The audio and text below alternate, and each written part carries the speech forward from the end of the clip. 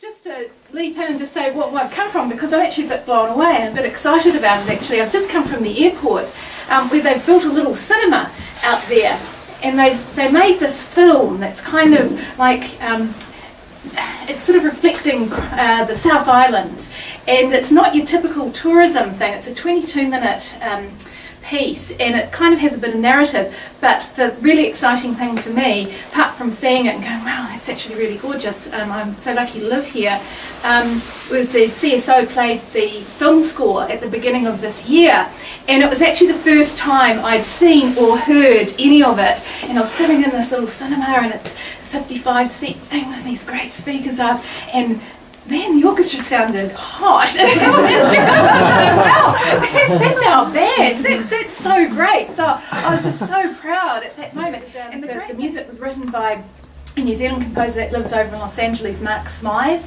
And I've just heard it's been nominated, the soundtrack's been nominated for an award in Hollywood. I don't know too much about the ins and outs yet, but I still thought, hey, that's amazing. Sorry, that's a little bit of a brag. I'm just still a little bit excited about this. America, to go to the League of American Orchestras annual conference, and it, on the one hand, is as dry as it sounds, but on the other hand, I was very interested to just sort of tap into that and see what's going on. So there's over 1,000 delegates that go to that, attend from all the orchestras across the United States, as well as Canada, Europe. It's quite a strong representation from Australia and one New Zealander. So it was really interesting. The hot topic was relevancy. So the relevancy of orchestras within their communities largely.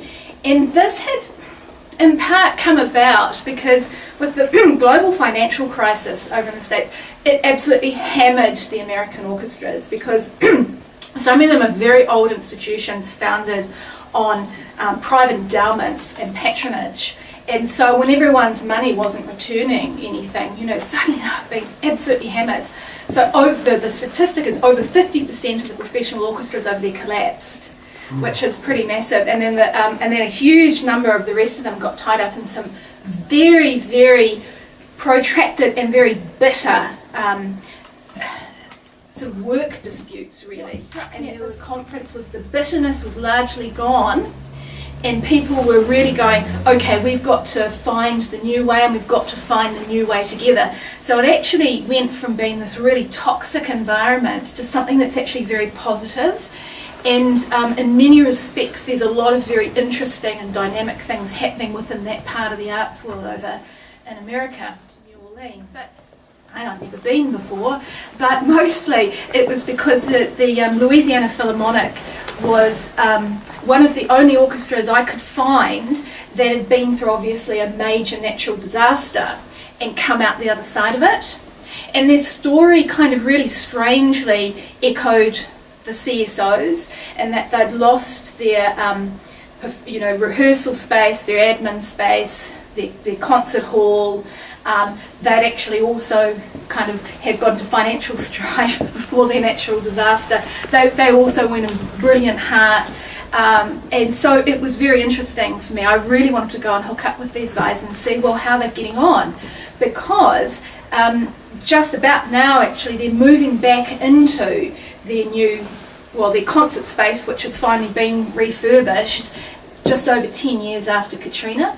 So I was kind of interested to know what they'd rejuvenated, how they'd hung in there, what had happened. It was really reassuring to find out that they were in very good heart. They had completely rejuvenated themselves, rebuilt audiences, doing much sort of wider range of sort of stuff, which was very encouraging. It had been largely rebuilt. For me, coming in for the first time, I really couldn't see that too much had been affected because I didn't know it before. It all looked pretty ship-shape to me. They'd made a lot of sort of attention and focus on fixing up the inner city because they're so reliant on the tourism. They wanted to get everyone coming back in. It was a completely different story out in the suburbs. And once again, in some of the perhaps more socially deprived areas, still masses, absolutely masses of rebuilding to do. No real sense of wanting to refer to what had happened. It's often very hard to get people sort of talking about that, or talking about the process of how their organisation had rebuilt, all the challenges they had. They sort of just wanted to pack that away and just move on. So that was kind of really the main reason I wanted to go and sort of check that out, and that was interesting, gave me a lot to think about. So I suppose, coming back in, I guess it just reinforced to me what the orchestra's up to and the kind of direction that we're striving to move in. To be aware of what's happening in the city and trying to be as connected as we can, and really to underline that it's less about the buildings and more for us about what we're doing in and around them, which I appreciate is ironic given there's just been information coming out about the town hall and the likelihood that we're hoping to be based in that. But it's important for us, while we remain in this transitional phase, and everything we've learned, that actually it's about the music. It's actually not about the concert hall.